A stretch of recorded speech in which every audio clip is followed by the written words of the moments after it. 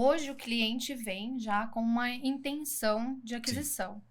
Primeira coisa que é recomendado e que eu faço é a gente ouvir o cliente, né? Então, você precisa ter uma escuta ativa e compreender o perfil efetivo daquele imóvel.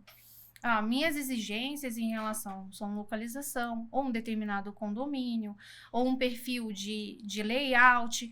E aí você tem que realmente considerar aquilo, pelo menos, para o seu levantamento inicial. Certo. A partir disso, a gente tem acesso não só ao que está no nosso portfólio, como hoje a gente tem condições de fazer parcerias com outros profissionais que a gente tem confiança. Então, aí você consegue apresentar para o cliente aquele perfil, aquele imóvel dentro do enquadramento que ele busca. E sempre buscando algo que dê para que ele faça realmente um bom negócio. Porque hoje a gente tem imóveis de oportunidade, a gente tem também imóveis bem edificados, com qualidade construtiva. Então, você sempre busca filtrar ao máximo para que você não canse seu cliente. Não é quantidade de imóveis.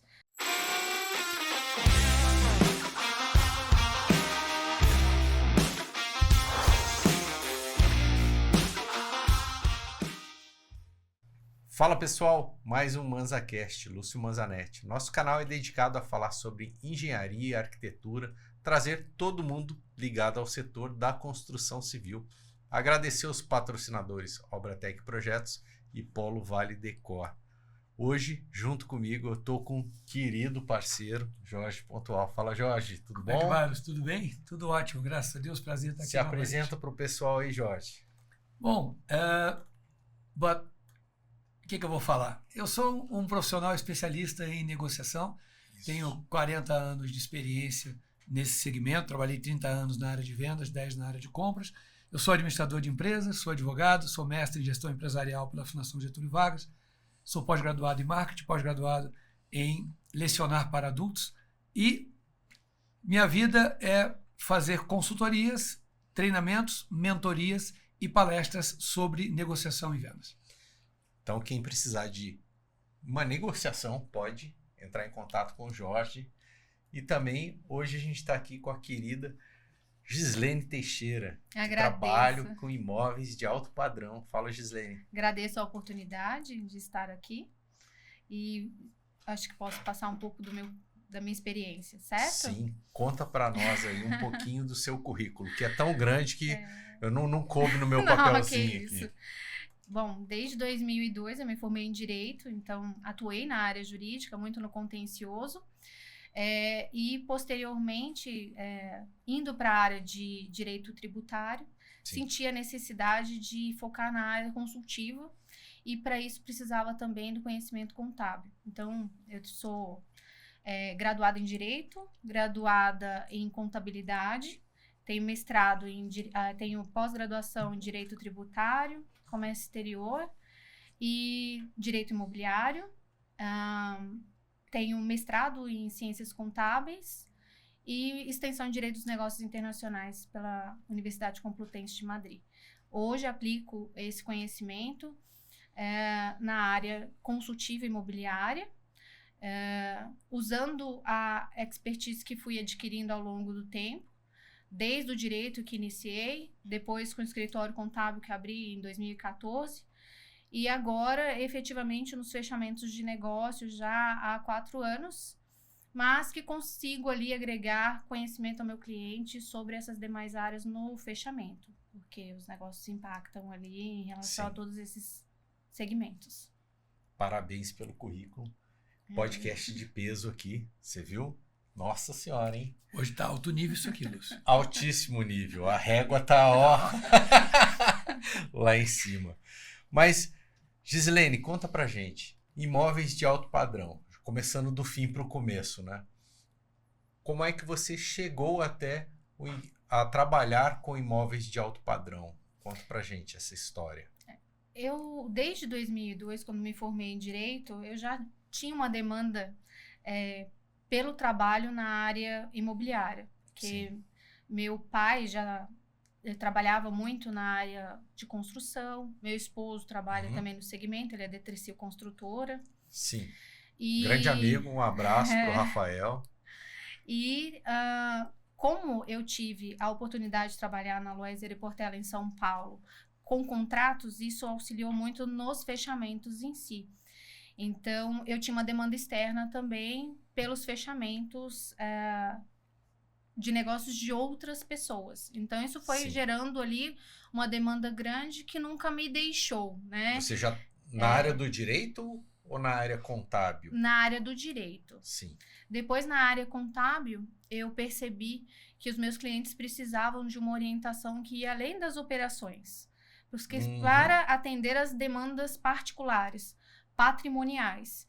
Já não se falava, naquela época não se falava muito de holding, mas existia já, desde então, uma grande preocupação na manutenção do patrimônio e uma questão de segregação patrimonial, separação.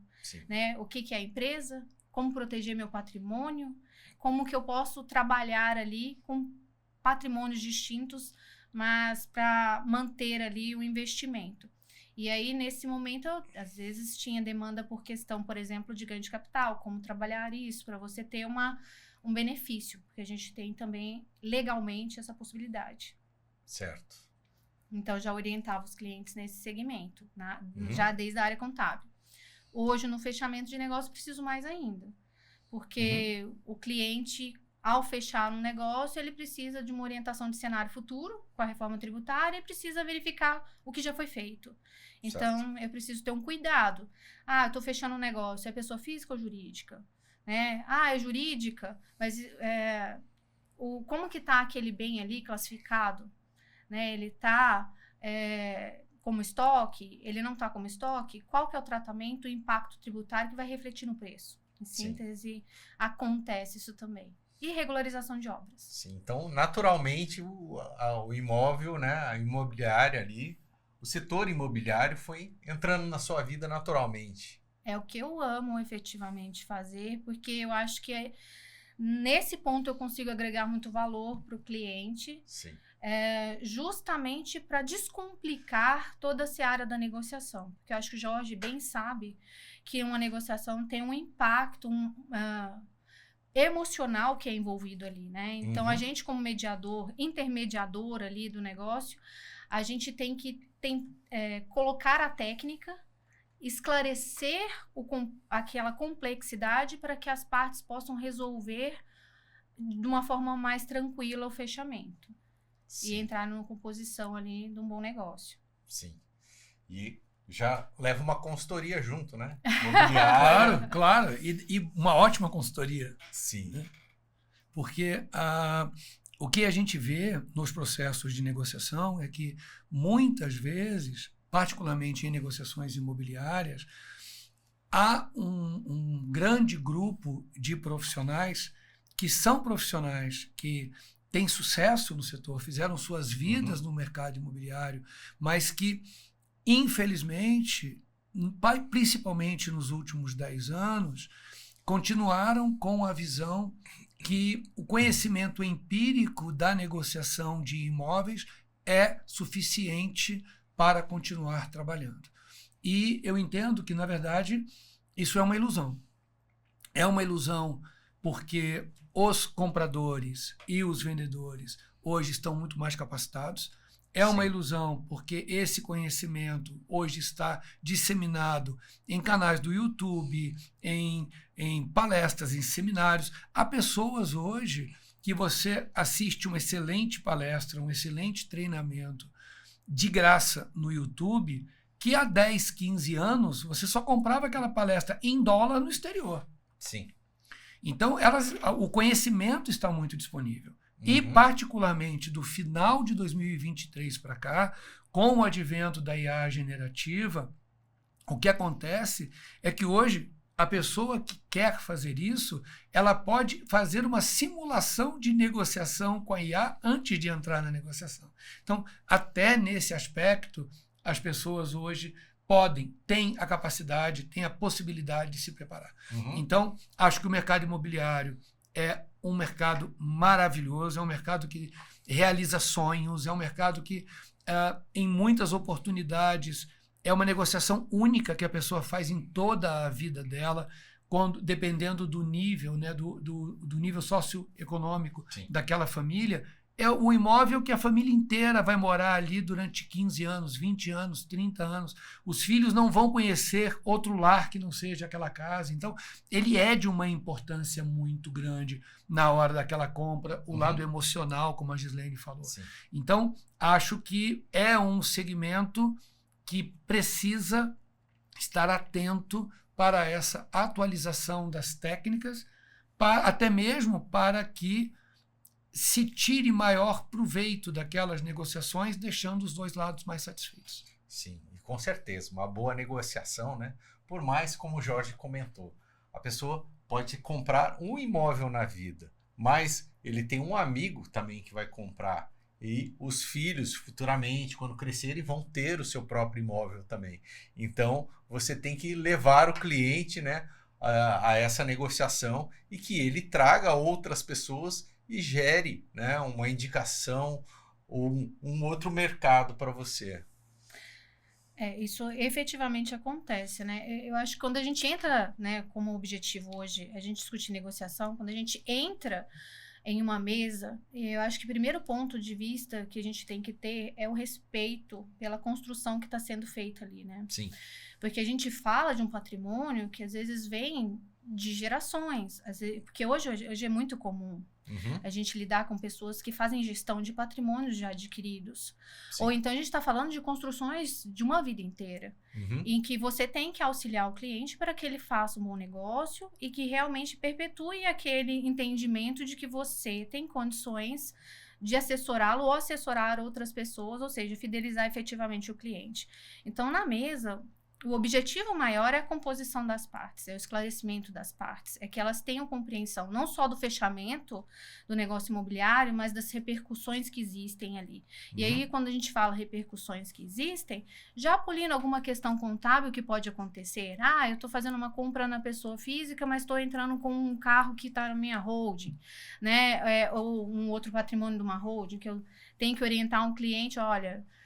ou falo com o contador, para que ele já faça uma retirada de lucro, que ele já administre aquilo ali na pessoa física, que no contrato a gente feche da forma adequada, ou seja, que uma parte seja interveniente anuente do negócio, ou seja, tecnicamente você já vai moldando. Sim. É um trabalho de construção, não só da negociação, mas também dos documentos. Porque a negociação tem a parte que a gente trata, né, em que as partes entram no consenso, mas se eu não instrumentalizar isso num documento de proposta que vire um instrumento jurídico, um contrato, que tenha validade jurídica, que dê para fazer um registro, porque acontecem negociações em que sequer é possível um registro do documento feito. Então, se você não tem esse cuidado, se você não tem o cuidado com as documentações, as certidões, a due diligence, isso aí tem uma repercussão muito grande para o seu cliente. Então, a mesa de negociação tem uma complexidade muito maior do que chegar no valor. Se você falou due diligence. Isso, due diligence. O que significa? Certidões. Em síntese, é isso. Perfeito. Eu vou analisar a questão documental das partes, dos proprietários e adquirentes, vou verificar a questão do patrimônio em si, o imóvel, analisar a matrícula, questões condominiais, IPTU, fazer uma triagem de toda a situação. E aí, quando a gente fala sobre análise documental, muitas certidões a gente consegue, por si só, o corretor de imóveis consegue analisar, né, pela facilidade que existe no próprio documento, literalidade que existe. Mas algumas searas são mais complexas. Quando a gente vê que realmente existem apontamentos, aí demanda realmente uma visão jurídica de um advogado para que ele faça o assessoramento correto, para que não tenha uma execução fiscal em curso que seja, que recaia sobre a negociação ali, e principalmente agora. Porque desde dezembro tem um provimento novo, que é o provimento 188 do CNJ, que está regulamentando de forma diferente a forma do registro de imóveis. Só é proprietário quem tem registro. Então, quando eu for fazer uma negociação, eu tenho a negociação, eu tenho a proposta, muitas das vezes, tenho o contrato, e o contrato eu faço uma escritura, e da escritura eu vou levar ela a registro. Tá? Então, tem esse interim. Se eu chego, faço uma escritura hoje no cartório de registro de imóveis e dispenso as certidões, e nesse curso de registro cai uma indisponibilidade, ou seja, tinha uma execução, Sim. E a execução recaiu sobre aquele patrimônio. Antes desse provimento, eu tinha uma preferência no registro. Hoje eu já não tenho mais. Então, assim, é prioritário que os corretores de imóveis, assessorados ou não pelos advogados, tenham as certidões. E forneçam as certidões aos seus clientes, e que na hora da escritura seja exigido que a escritura venha descrita as certidões que foram tiradas. Sim. Porque muitas das vezes existe um texto padrão que ali fala, não, dispenso. Não dispensem, porque hoje a implicação é bem maior. Aí você vai discutir judicialmente o seu direito sobre o imóvel. Que já tem uma execução em cima dele. Sim. A preferência é de quem entrou com aquele processo anteriormente. Você já pagou o imóvel, você não vai conseguir registrar esse imóvel no seu nome.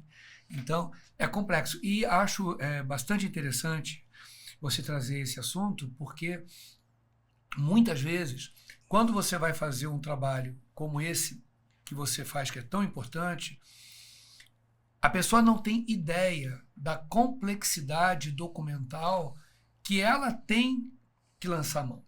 E, eventualmente, ela pode ser mal orientada. De alguém dizer, não, isso é frescura, isso não acontece, isso é muito raro. Não precisa. E, na verdade, precisa sim. Né? Nós estamos falando ali de um imóvel, é algo de alto valor agregado. É uma situação... até mesmo de prestação de um serviço mais superficial, não ia tão a fundo, né?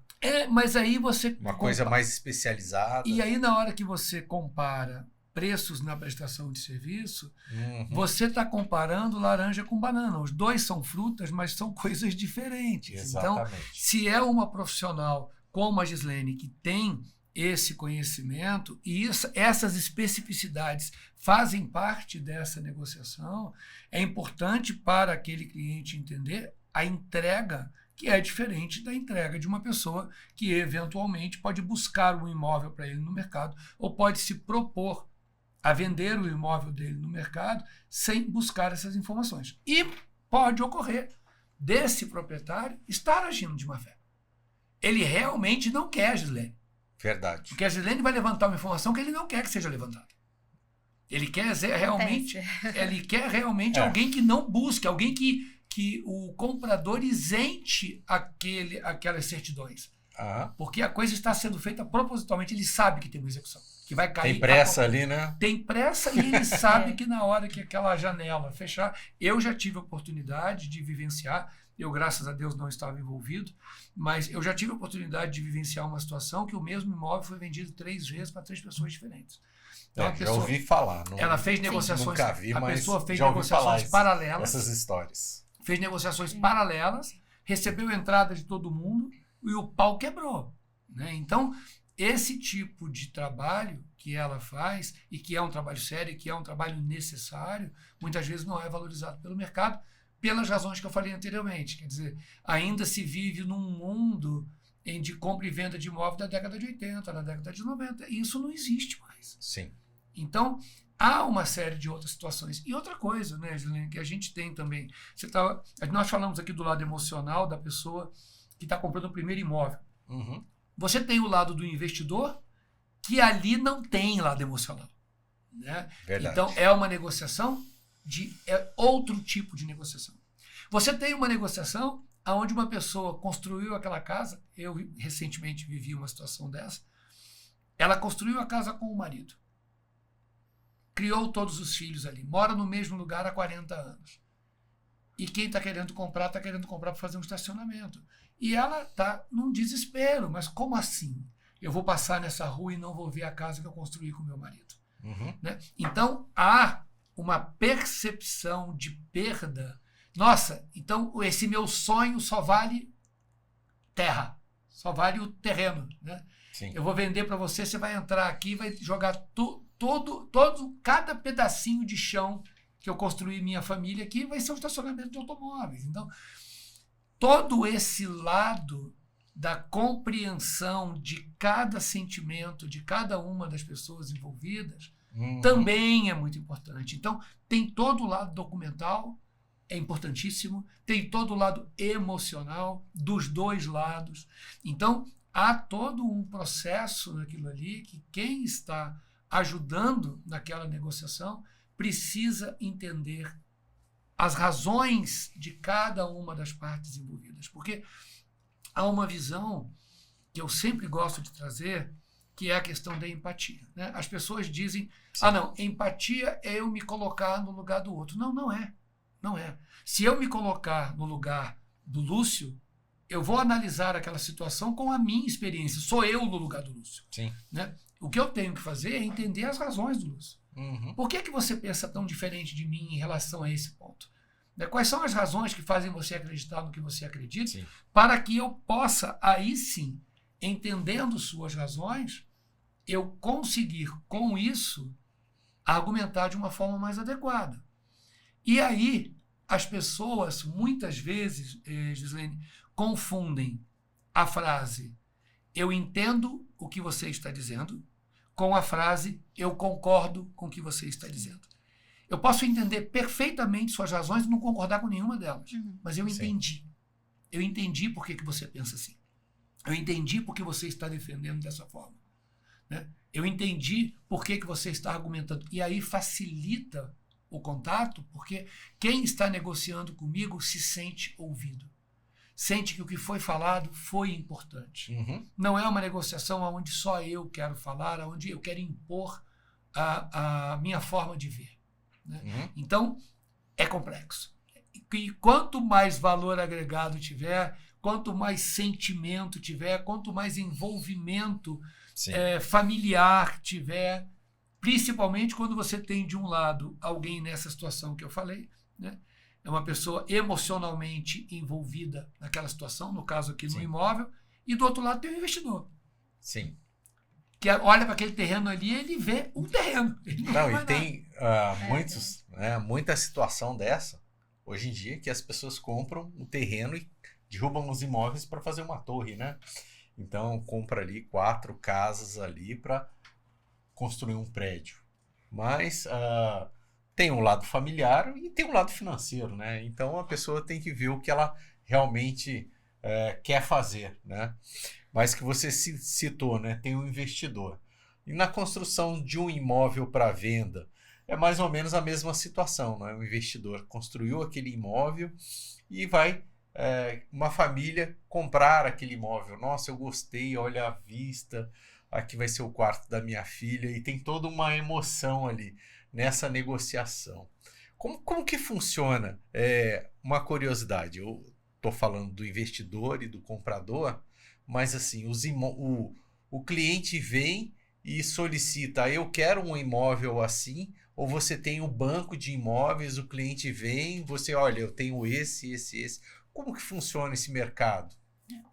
Hoje o cliente vem já com uma intenção de aquisição. Sim. Primeira coisa que é recomendado e que eu faço é a gente ouvir o cliente, né? Então você precisa ter uma escuta ativa e compreender o perfil efetivo daquele imóvel. Minhas exigências em relação são localização, ou um determinado condomínio, ou um perfil de layout. E aí você tem que realmente considerar aquilo, pelo menos, para o seu levantamento inicial. Certo. A partir disso, a gente tem acesso não só ao que está no nosso portfólio, como hoje a gente tem condições de fazer parcerias com outros profissionais que a gente tem confiança. Então, aí você consegue apresentar para o cliente aquele perfil, aquele imóvel dentro do enquadramento que ele busca. E sempre buscando algo que dê para que ele faça realmente um bom negócio. Porque hoje a gente tem imóveis de oportunidade, a gente tem também imóveis bem edificados, com qualidade construtiva. Então, você sempre busca filtrar ao máximo para que você não canse seu cliente. Não é quantidade de imóveis. Você não mostra um monte. Se cabe no bolso Você também, mostra o que enquadra. Às vezes o que cabe é algo um pouco assim, relativo. Às vezes ele te passa um parâmetro, mas você vai explorando dentro daquele, daquele valor e você percebe que o cliente tem condições de ir mais longe. Então, assim, é um trabalho personalizado, é um trabalho em que você tem que ter atenção e um respeito com o que te passam em termos de confidencialidade de valores, né? Porque, assim, infelizmente acontece no mercado, né, das informações não serem tratadas, às vezes, dessa forma, mas que tem que ter esse direcionamento, sim, né? E, assim, você ter o cuidado de colocar o cliente naquele imóvel que ele vá se sentir bem residindo. Sim. Existe um preconceito de que as obras feitas por construtores são de má qualidade. Aqui em São José, nós temos ótimos construtores que têm qualidade construtiva porque tem um nome a zelar em relação àquele patrimônio. Então, assim, eu sempre converso com o cliente, esclareço esse ponto, porque nem sempre pegar uma casa já de uso significa uma casa bem construída. Às vezes, aquele que edificou não tem experiência construtiva, ou pegou um profissional que não era tão bom, ou na sinergia, você mais sabe ainda sobre isso, sobre questão técnica de construção.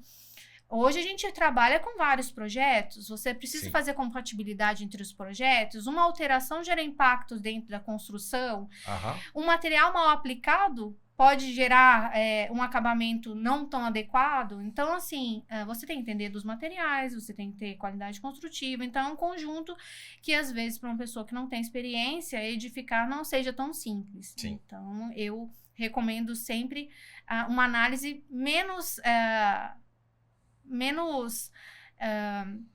com menos estigmas sobre a obra, né? Você já teve algum caso que o cliente não encontrou o imóvel e ele chegou e falou: eu gostei desse terreno? Por quê? Pode gerar uma oportunidade também. No nosso caso aqui da Obratec Projetos, eu tenho grandes arquitetos que trabalham em parceria com o nosso escritório. Então pode nascer desde do sonho do cliente até a chave na mão, né? Ter um construtor, ter um projetista, um arquiteto, tudo, né? Então fecha o pool imobiliário todo ali, né? Eu acho que é um negócio excelente para todos. É o BTS, né? O Build to Suit, né? Você constrói dentro exatamente do que ele quer. Né? Sim.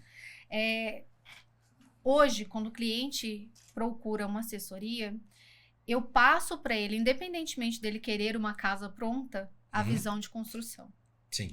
Porque a gente tem excelentes terrenos que, às vezes, para o cliente comportam fazer uma construção que se adequem ao perfil, à rotina, às necessidades da família ou para o investimento, que ele tem um retorno, às vezes, maior ou não. Hoje, no mercado, a gente tem uma oferta maior, que já vem da questão de cenário econômico.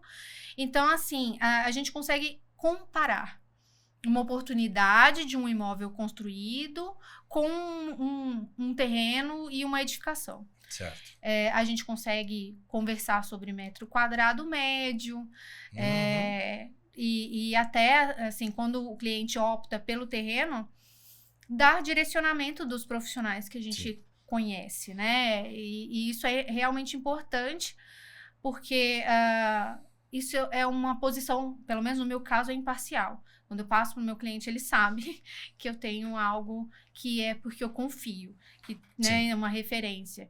E é importante para o cliente ter essa análise, que às vezes é um investimento efetivo que ele faz. Sim. Tanto na construção, que eu acho um excelente negócio, e recomendo muito, porque a gente já vem da seara de construção, então você tem uma outra visão de negócio. E o projeto, ele é personalizado, né? O quarto é feito para ele, para a filha, né? É diferente. Lógico que um imóvel de alto padrão tem todos os requisitos necessários, né? Mas a personalização máxima é um projeto feito para você. Claro, né? customizadíssimo. Né? Exatamente. E vocês trabalham com terreno também, né? Imagino. Sim, também, que nos condomínios. Hoje, principalmente, a gente tem uma grande demanda por casa térrea, dentro de condomínios de alto padrão. Então, a gente tem ofertas de casas construídas nesse segmento, mas, obviamente, dependendo do perfil do imóvel que se busca, É recomendável, sim, o investimento como construção. Eu acredito muito nisso. Tem algumas situações específicas em que a gente trata e vê que o imóvel construído é uma vantagem. Por exemplo, quando a gente tem uma permuta, né? Então, com certeza, a gente começa a trabalhar nesse ponto de orientar o cliente para que ele faça uma permuta da forma adequada. E aí, nesse caso em específico, até da forma como ele depois lança. Avaliação também, na declaração de imposto de renda. Porque também tem todo esse cuidado que tem que ter, não é só o fechamento. Né? Você tem que ter uma correspondência entre as obrigações contábeis que são entregues para que você tenha realmente o direito ao benefício de uma forma correta. Né? Isso. E eles têm que negociar ali um acordo, né? Porque sempre o dono do imóvel quer valorizar o dele, né? Não, o meu não, mas só isso. Mas isso até fica um pouco mais fácil de tratar na negociação. Eu acho que o Jorge consegue falar um pouco mais sobre a questão do ponto da negociação, mas assim, falando sobre a parte técnica do meu fechamento, quando a gente coloca um parâmetro de mercado. Quando você mostra o mercado que existe ali, não tem como você fugir, dizer que o seu vale mais, você não tem uma correspondência, ali, né? Você não tem argumento. Aí quebra a objeção. Eu acho que a questão de objeções, na negociação, a gente tem que... não tenha dúvida. A questão, você estava falando do terreno e dessa oportunidade da Gislene, da pessoa não encontrar o imóvel, né? Ou não encontrar exatamente como ela gostaria e se falar, então, da possibilidade da construção. Eu quero trazer 2 aspectos aqui que são, no meu entendimento, bem interessantes. Né? O primeiro, ela já colocou muito bem, entender exatamente o que aquele cliente quer. Ao entender, no início dessa negociação, às vezes o cliente vem conversar, eu posso ir buscar a Gislene dizendo qual é o imóvel que eu realmente sonho. Sim. Só que minha esposa não foi comigo. Né? E aí eu faço todo um relato para ela. Aí é o problema, hein? Dos grandes, hein? Ela cria toda uma percepção e um dia ela conhece minha esposa e fala, mas por que você está falando isso, Gislene? Não, porque o Jorge me disse. Não, mas não foi isso que eu combinei com ele. Não é assim que eu quero ir embora. Né? Então, é o que eu falo, que a negociação bem conduzida, ela tem que ser bem conduzida desde o começo. Sim. Então, num bate-papo desses, né, eu procurei a Gislene, sei que ela é uma profissional que tem todo o conhecimento que eu preciso para buscar esse imóvel e com toda a experiência dela. Nossa, Jorge, muito obrigado pela preferência, é um prazer estar aqui atendendo você. Me fala um pouco, quem vai morar? Né? Esse é um imóvel para investimento, é para residência? Não, é para residência. Vocês são em quantos na família? Né? Se ela não quiser perguntar diretamente se é casado, né? Então, quantas pessoas na família? Não, sou eu, minha esposa, 2 filhos. Qual a idade dos seus filhos? Então, na medida em que ela vai colocando isso, até se tem filhos já adolescentes, ela sabe que tem que trazê-los para a Seara. Tem que trazer. Exatamente. Não tem muito o que fazer, porque vai travar a negociação. Em algum ponto isso vai travar e vai dar muito mais trabalho para ela. Então, no entendimento do cliente, as perguntas que a gente vai fazer para entender exatamente onde a gente está. Se eu digo, não, é para minha família, minha esposa não pôde vir nesse primeiro encontro, porque ela tem uma reunião, alguma coisa parecida, ela, com todo o conhecimento dela, vai me atender muito bem, mas ela vai chutar essa reunião para depois. Né? A reunião do entendimento no detalhe, se ela estiver comigo agora, ela vai refazer o trabalho dela todinho depois. Né? Então, esse entendimento. A partir do entendimento, com todas as pessoas envolvidas, se você entendeu, caramba, fica dentro do enquadramento, sabe? Porque eu vejo tanta gente no mercado dizendo que eu disse o que eu queria, coloquei o limite do meu investimento e o corretor me levou para ver um imóvel que custava 50% a mais do que o meu limite. Sabe, em uma orientação que ele teve da liderança dele, que cliente normalmente o negócio esconde, não vai dar certo nunca, né? Mas há uma orientação equivocada por parte das lideranças, muitas vezes. Não, o cliente sempre tem mais dinheiro do que ele diz que tem. Então, se você oferecer dentro daquilo ali, você está deixando o dinheiro na mesa. Então, pode acontecer? Sem dúvida. Mas isso autoriza você a ouvir um cliente e levá-lo para ver algo que não foi o que ele pediu, no meu entendimento, não. Isso não te autoriza. Sim. Sabe, se eu sou atendido dessa forma, a percepção que eu vou ter é: eu fiquei 1 hora em reunião, 2 horas em reuniões com essas pessoas e ele não ouviu nada do que eu falei. Não ouviu nada. Ele quer me impor um imóvel que ele tem, sabe? Então, é complicado isso, né, Gislene? Porque às vezes também, assim, quando acontece isso, é porque a pessoa quer mostrar que tem um portfólio maior, né? Sim. Quer mostrar que tem um acima. Ou até quer mostrar para aquele que deixou o imóvel ali aos seus cuidados para venda que você tem visita.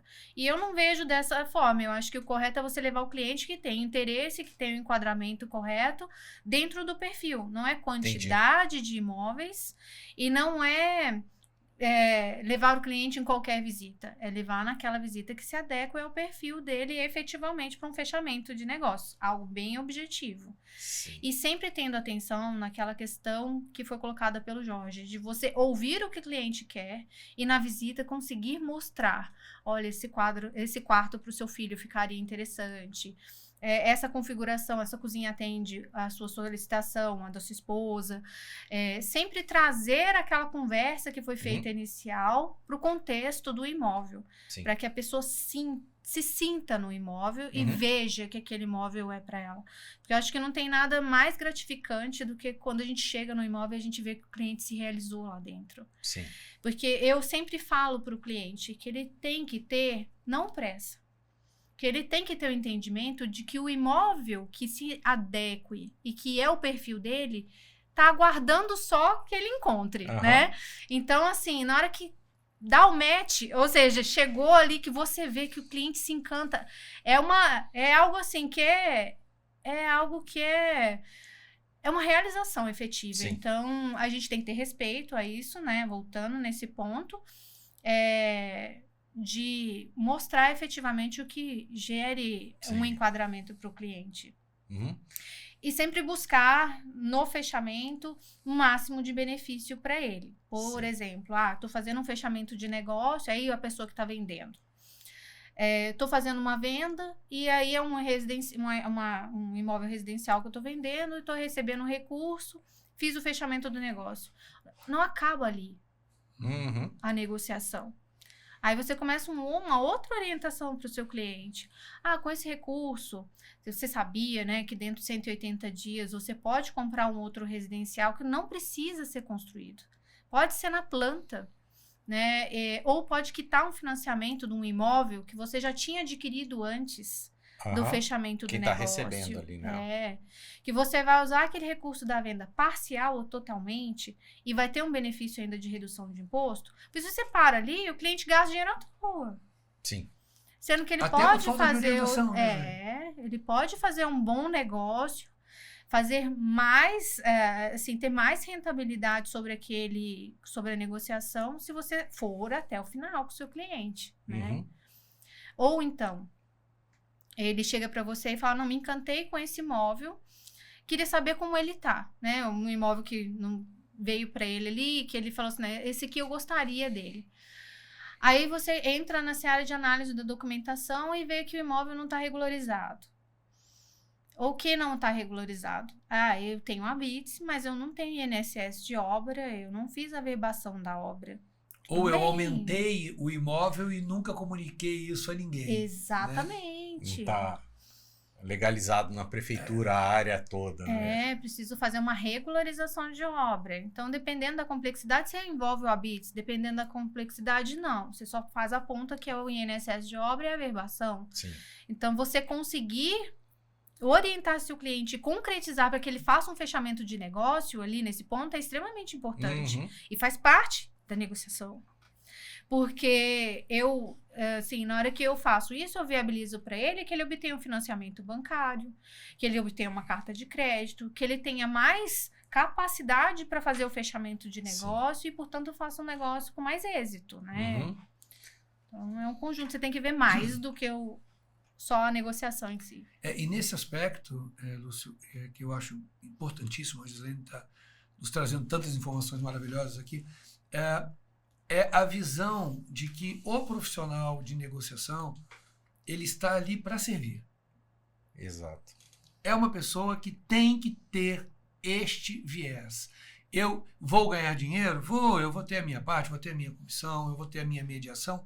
Não tem, é válido, é necessário e é justo. Mas esse não é o objetivo, isso é a consequência. Você vai ganhar por causa do trabalho. Se você entra numa negociação achando que o seu papel ali é fechar o negócio, embolsar a sua remuneração, e ali já não tenho mais relação nenhuma, que ali foi uma situação específica onde eu atuei, já ganhei, e não tenho mais nenhuma relação com aquilo. Muitas vezes deixo até de atender as pessoas que me procuram no telefone. Isso é uma coisa que era mais ou menos aceita há 30 anos. Sim. Sabe? Hoje não tem mais isso. Sabe? Essa passagem de bastão, de não, meu negócio era a corretagem, já vendi, agora não tem mais nada. Ah, mas o imóvel está com problema, o senhor procure um advogado. Né? Não é assim que a banda toca mais. Então, essa necessidade dessa qualidade na prestação de serviço só consegue ter quem entende que está ali para servir. Então, a partir do momento que eu procurei a tua empresa para que você execute esse trabalho que vocês fazem tão bem, ou procurei a assessoria da Gislene para me ajudar nessa compra do imóvel, eu estou dizendo, eu confio em você, eu não tenho conhecimento suficiente para realizar o que eu quero realizar da maneira que eu preciso.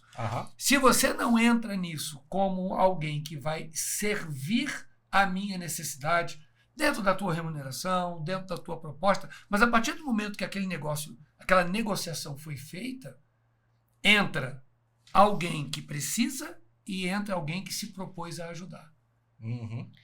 Esse ponto é extremamente importante sobre um aspecto muito, assim, algo muito recorrente. Anteriormente, existia aquele entendimento de que o corretor de imóveis, ele era um intermediador que aproximava as partes meramente. Ele chegava, colocava adquirente e comprador, né, vendedor e comprador na mesa e, aproximei as partes e tem direito à minha comissão, né? Sim. E aí ele pressionava um fechamento de negócio e se aquele negócio depois era mal fechado, se não tinha uma quitação daquele valor, se aquilo gerava uma rescisão, infelizmente, acontece um ponto que é muito importante a gente destacar aqui. O corretor de imóveis, ele é meio. Ele não garante o resultado. Exatamente. Só que aquele corretor que é comprometido vai até o fim. Então, assim, nas negociações que eu conduzo, eu me comprometo e vou até o final. Porque, assim, o corretor, ele recebe pelo fechamento do negócio com validade jurídica, né? Que tenha condições ali efetivas da conclusão. Então, a comissão dele está garantida, né? Já tem repercussões daquela promessa de compra e venda em relação ao fisco, mas aquele que vendeu, né, fica exposto, porque assim, eu tenho que pagar o corretor, eu tenho que pagar em algumas situações o fisco, mas e se eu não recebo? Né? E se eu fico naquela situação que é uma alienação fiduciária, que não foi feita da forma correta numa escritura, foi feito um instrumento particular, são mais de 30 salários mínimos e não está feita da forma correta. Na hora de executar, não consigo ter uma assessoria e não consigo fazer uma conclusão do que foi fechado. Então, isso tem que mudar. Tem que ter um comprometimento do profissional com o seu cliente. E isso é que fideliza. Né? Sim. No sentido não de garantir que a pessoa vá pagar, mas se respaldar para que você tenha ali o máximo de condições para mostrar, olha, o financiamento dele já está aprovado, né, dentro do valor que a gente está negociando, ele tem capacidade, né, tem um cuidado, e aí foi feito um fechamento, então vamos continuar, verdade, vamos prosseguir até o final. O vendedor e o comprador. E dentro disso que ela está trazendo, tem uma situação muito curiosa, que infelizmente tem acontecido no mercado, que é a seguinte: consórcio imobiliário. Então, eu tenho um consórcio, vamos colocar uma carta de crédito a R$500 mil, R$500 mil, ok? E eu vendi um bem, um automóvel, um outro imóvel, dei um lance e fui contemplado naquele R$500 mil. E aí eu vou buscar um imóvel de R$500 mil. Uhum. Mostro para a Gislene, olha, isso aqui é minha carta de crédito, tá tudo certo. Vamos encontrar um imóvel de R$500 mil. Estou colocando um valor totalmente aleatório. Ela encontra o imóvel. Bom, Jorge, então tá aqui o imóvel. Gostei, vamos fechar. Quando eu vou na empresa de consórcio ou no banco que eu comprei um consórcio, ele não aprova o meu perfil para liberar o R$500 mil. Como assim? Porque para comprar um consórcio você não precisa aprovar nada. Você pode estar com o nome sujo na praça, você pode estar cheio de problema, é uma prestação. Aquela entidade, aquele banco, aquela empresa de consórcio está recebendo todos os meses. Ele não quer nem saber se você tem algum problema de crédito ou não.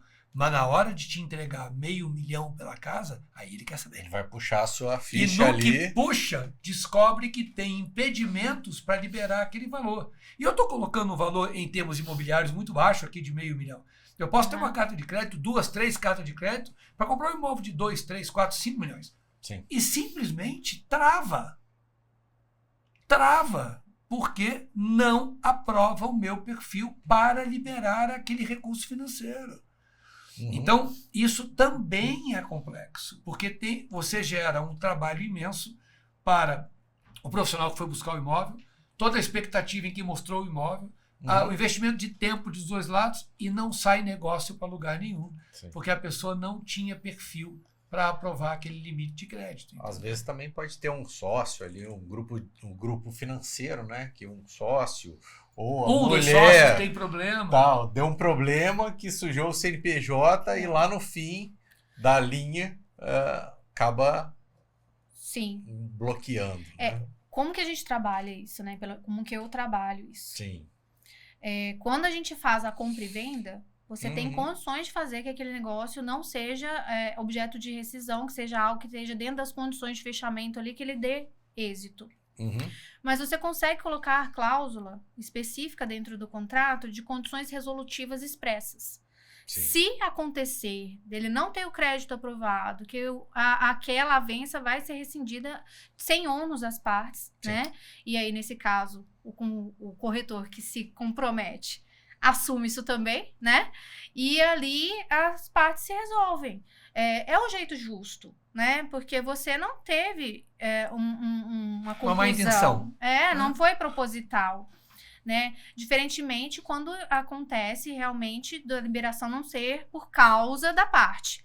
Mas quando você está falando de uma questão que houve uma modificação do entendimento, que às vezes acontece, por exemplo, eu estou no meio de um financiamento bancário, muda a questão de concessões de linha de crédito, como recentemente aconteceu em relação à Caixa, então que o cliente tem que buscar outros bancos para trabalhar ali, fazer o fechamento de negócio. Então, assim, aquilo ali não é algo que ele causou. Né? Então, assim, muda às vezes os requisitos que são exigidos para concessão de crédito. Então, isso aí você consegue trabalhar dentro das cláusulas resolutivas expressas do contrato. Sim. Tá? Então, isso gera uma segurança para as partes que estão fechando, com comprometimento ali do intermediador também, né? De que aquilo ali se resolva da melhor forma possível, caso não seja possível a liberação do recurso. Mas é óbvio que a gente sempre, como intermediador também, tá junto, analisando ali com o intermediador bancário, quando o cliente autoriza isso, né? Porque às vezes ele tem a preferência dele, mas quando ele permite, que o intermediador bancário seja célere dentro desses cenários, que às vezes isso facilita também aos juros que está sendo analisado, o crédito que está sendo concedido, mas também a busca de outras alternativas para a quitação daquele recurso e para que o negócio seja conduzido ali da mesma forma. Né? E nesse aspecto, Lúcio, eu acho muito importante a gente entender o conceito. De novo, eu sempre volto para o início da negociação. Né? Porque na maior parte dos processos que eu sou convidado a participar, ou que as pessoas, eu faço então a mentoria para a pessoa, ou a capacitação, o treinamento, o que eu vejo é que há uma concepção equivocada de que a negociação do meio para o fechamento, ela tem frases de efeito, ela tem maneiras de você perguntar que conduzem a pessoa a fechar. Isso existe? De certa forma, sim. Existem os famosos atalhos mentais, né, que as pessoas chamam de gatilhos mentais, mas que o autor do livro, Roberto Cialdini, jamais usou o termo gatilhos, ele sempre usou o termo atalhos. Né? E entendemos que a negociação tem que começar certo, porque ela dá muito mais trabalho. Então, dentro do que a Gislene nos trouxe e que você questionou do cliente topar comprar um terreno e construir, um cliente que veio, em princípio, buscar um imóvel pronto. Né? Então, é o que a gente chama de aumentar a torta. Então, eu fui procurar a Gislene e disse a ela qual o imóvel que eu queria e em qual condomínio que eu queria. Ela, como uma profissional experiente, ela vai abrir essa torta. Jorge, mas só pode ser nesse condomínio? Ou pode ser nessa região geográfica? Não, só pode ser nesse condomínio. Mas você pode me dizer por que só pode ser nesse condomínio? Ah, porque eu adoro a área de lazer desse condomínio e eu não quero ter piscina em casa. Mas e se eu tiver um condomínio recente que foi construído ali, com uma área de lazer ainda melhor do que aquela com terrenos do mesmo tamanho? Você se interessaria também em ver? Então, essas situações, né? E se nós não encontrarmos esse imóvel, mas dentro desse condomínio eu encontrar um excelente terreno bem localizado, você analisaria a possibilidade de construir ali? Sim. Então, tudo isso, se você sabe conduzir aquela negociação, aquela conversa, desde o princípio, sabendo o que você vai fazer, com as respostas que você vai receber, você já monta o perfil daquele cliente de uma maneira muito mais completa, que te dá alternativas. Certo. Te dá possibilidades. Né? Eu vejo isso, Gislene, às vezes. Houve uma oportunidade em que eu conversei com corretores de uma determinada construtora e eu vi que o equívoco ali era o seguinte: essa construtora tinha vários prédios, não tinha aquele lançamento, tinha outras opções. Inclusive, prédios prontos, que alguns apartamentos ficaram para o final, ou que clientes não conseguiram financiar e estavam se desfazendo. Então, a pessoa ia no local do lançamento, né, muitas vezes com um imóvel pronto, né, para visitar. E então fui lá visitar o edifício Andorra no Aquários. Né? E quando eu chego nessa imobiliária específica, ou nessa construtora com os corretores, como é que vai? Tudo bem? Bom, então esse apartamento, deixa eu lhe mostrar o apartamento pronto, né, decorado, e vamos falar. Ele, em momento nenhum, sentou com essa pessoa, ofereceu uma água, um café, agradeceu que a pessoa veio e tentou fazer isso que eu falei, aumentar a torta. Eu estou vendo que o senhor veio ver o edifício Andorra no Aquários. O senhor já mora aqui no Aquários? Não, não moro. O senhor tem vontade de morar aqui, especificamente no Aquários? Tem alguma razão específica? Ah, minha filha casou, mora aqui, eu quero morar perto dos meus netos. Nossa, que bacana. E ela mora onde? Então, na medida em que você não faz... Ah, eu já ganhei uma venda. Ela mora onde? Na medida... Traz ela para comer um bolo aqui. Na medida em que você faz um bate-papo que tem perguntas que não sejam um interrogatório, você sempre comenta... Não, é porque eu sempre quis morar aqui, minha filha veio morar aqui agora. Nossa, é sempre muito importante morar perto da família, né? O senhor vai ter essa possibilidade de morar perto dos netos. E eu vejo que o senhor veio aqui procurar esse apartamento, suponha, de 110 metros quadrados. É só esse tamanho que atende a sua necessidade? O senhor vê um pouco maior? Eu preciso entender aquela pessoa. Porque ele pode não se encantar com o Andorra, mas eu tenho o imóvel que encanta ele e eu vou devolver ele para a rua, para buscar em outro lugar, porque eu simplesmente não soube fazer meu trabalho. Sim. Sabe? Eu não investi tempo. E, de novo, não me coloquei na posição de servir. Essa pessoa já está aqui. Ela já veio conversar comigo. Sabe? Não existe aquela pessoa que fala, sabe, hoje é um sábado, 10 da manhã, não tem nada para fazer, eu vou enrolar um corretor aí e dizer que eu quero comprar um imóvel. Não tem isso. Verdade. Sabe? Tempo é escasso. Né? Se a pessoa foi até lá, ela tem um interesse. Então, por que não?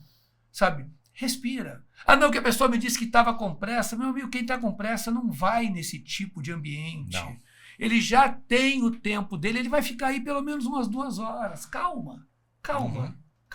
Aí eu vi nessa oportunidade também a ansiedade absurda porque aquele profissional viu mais alguém entrando no estande e acha que aquele cliente está demorando muito e perguntando muito, e ele fica achando que está perdendo tempo com aquele porque tem outro que deve estar mais interessado.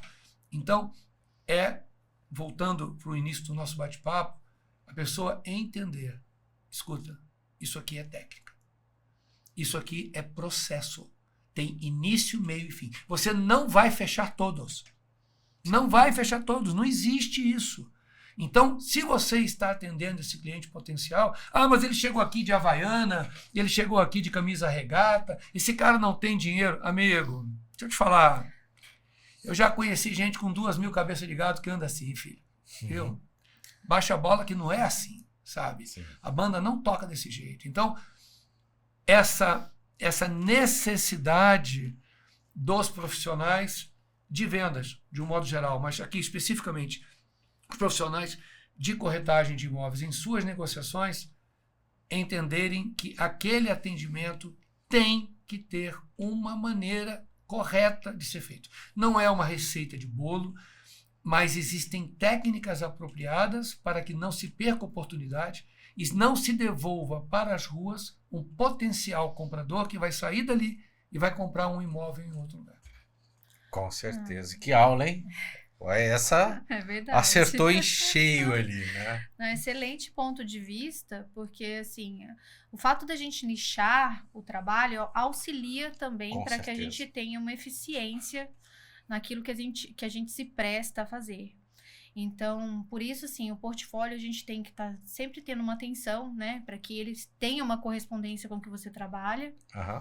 E que você consiga. Principalmente o cliente de alto padrão, ele exige uma certa atenção também, porque a gente está falando de montantes significativos que tem uma complexidade, às vezes até de análise ali, envolve permutas, também, outras questões. Eu imagino que essas pessoas também, o tempo dela deve ser escasso. Ele deve ser um médico, um empresário. Sim. Né? Então... Hoje em dia de todo mundo, né? Mas assim, até o nosso, verdade, Mas são pessoas bem demandadas, sim. Imagino. Só que, assim, às vezes um imóvel, quando você vai negociar imóveis de milhões, envolvem permutas. Então, a gente tem que ter um cuidado. Sim. Não é um imóvel que a gente está falando mais, né? A gente está falando de um conjunto.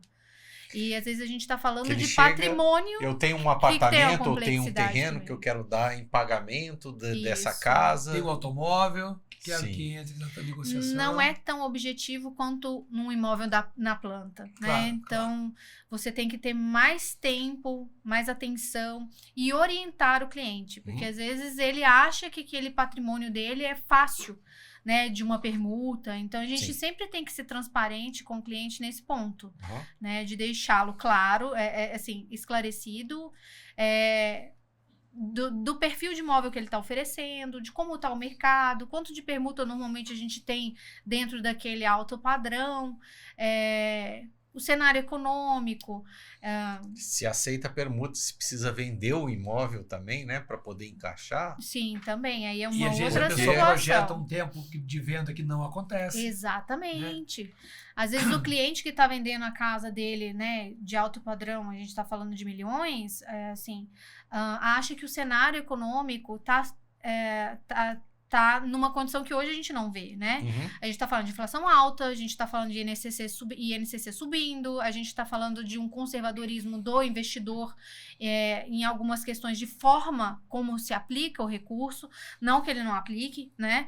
Mas, assim, nesse ponto você tem que ter mais orientação, tanto para aquele que tá vendendo, quanto para aquele que tá comprando. Porque, às vezes, para ele, não é uma aquisição de um imóvel de valor cheio, mas é pulverizar o investimento em vários imóveis para fins de uma renda passiva. Acontece muito isso também. Então, você tem que sentir. E o sentir demanda isso, tempo. Demanda uma conversa, né? As perguntas corretas. E o que... acredito que a Aslene já tenha passado por essa situação. Eu vivi uma no Rio de Janeiro há alguns anos. Quando você precisa que vários compradores vendam os imóveis de uma determinada região. E essa negociação, ela é especialmente complexa por duas razões. Primeiro, não dá para negociar separado. Tem que negociar com os 4. Porque senão o último que fica Né? Vende pelo dobro do que os outros venderam, né? Ou pelo menos pretende vender. O segundo ponto, e foi essa situação que eu tive a oportunidade de participar, um vizinho não se entendia com o outro. Eram brigados há anos.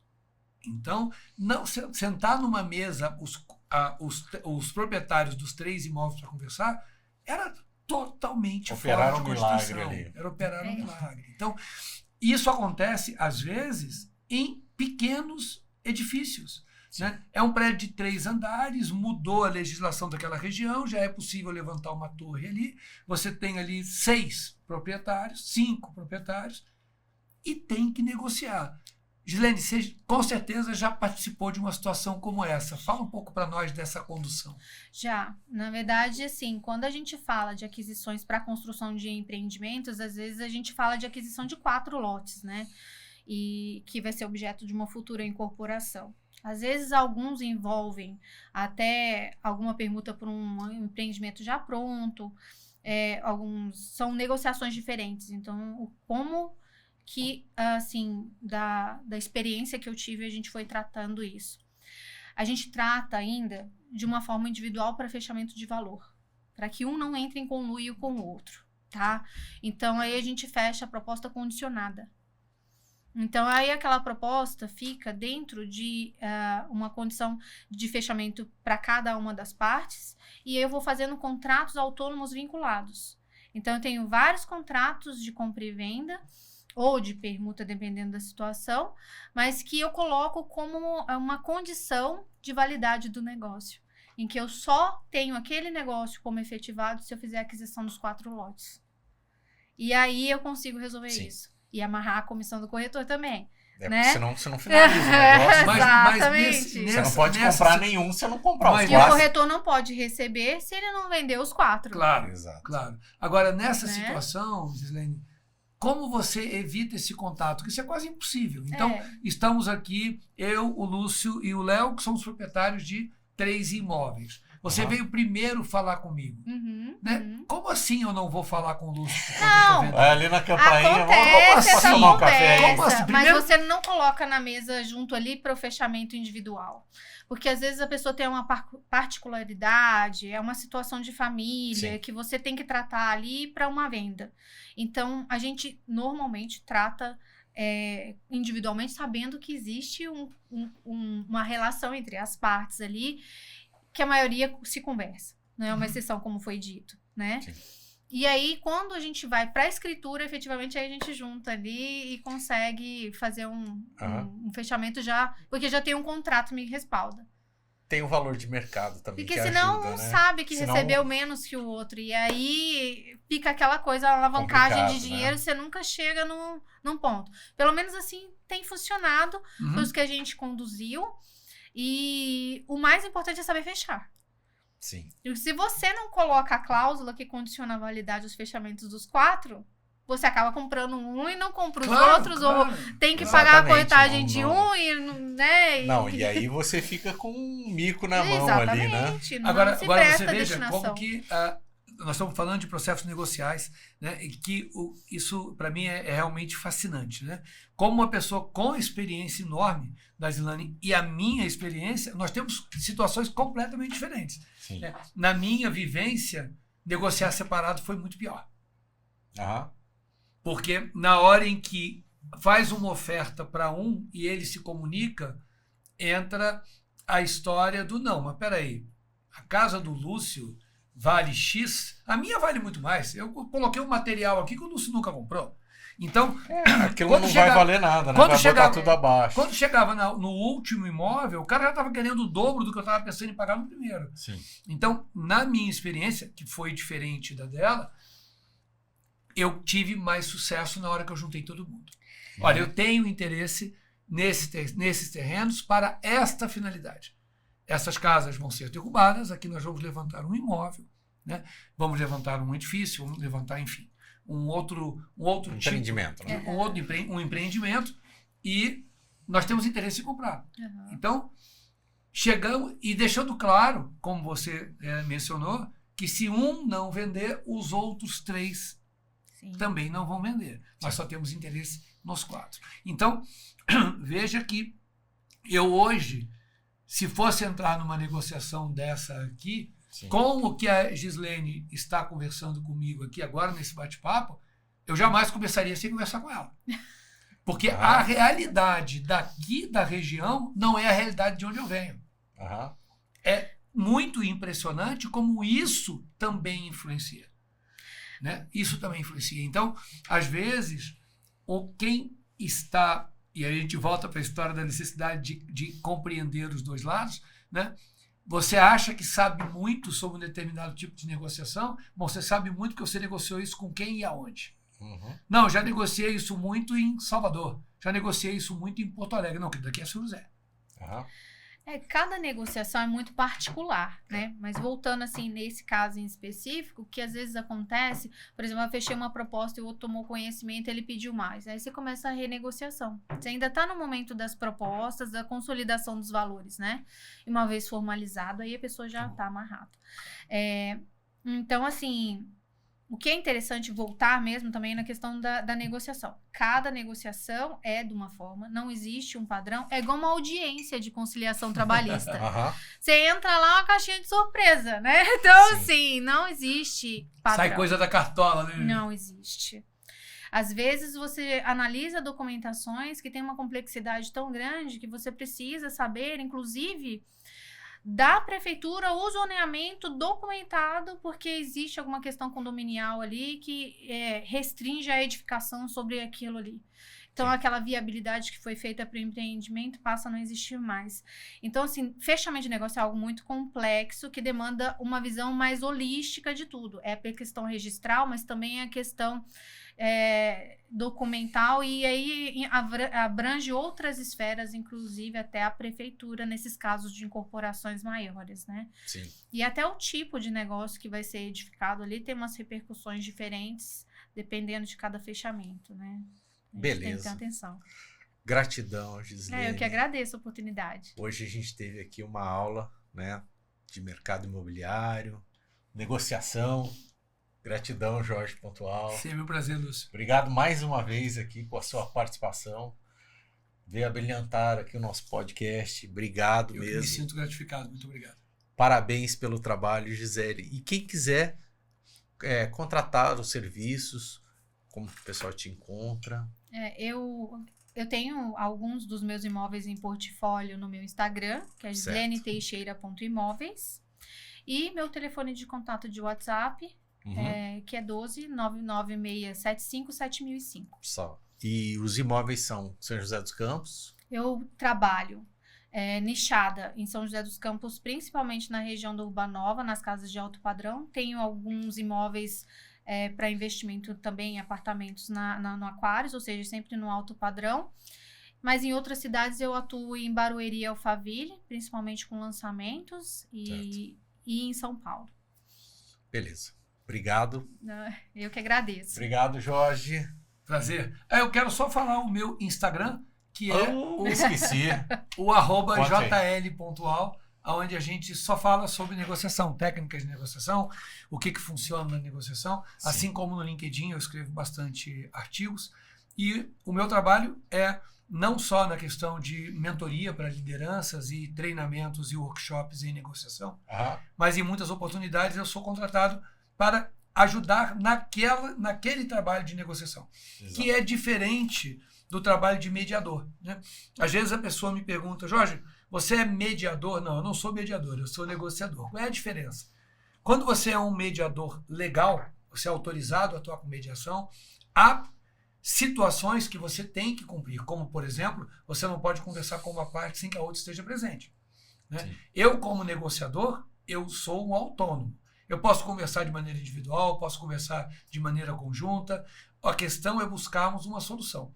Então, dentro da área de negociação, eu estou à disposição. Meu telefone é o 11-95558-5353, no Instagram, @jl.pontual. Me desculpe, Nada. Esqueci Tranquilo. Da sua apresentação. Gratidão mais uma vez. Valeu, pessoal. Obrigado. Agradecer os patrocinadores, Obratec Projetos e Polo Vale Decor. Um abraço e até a próxima.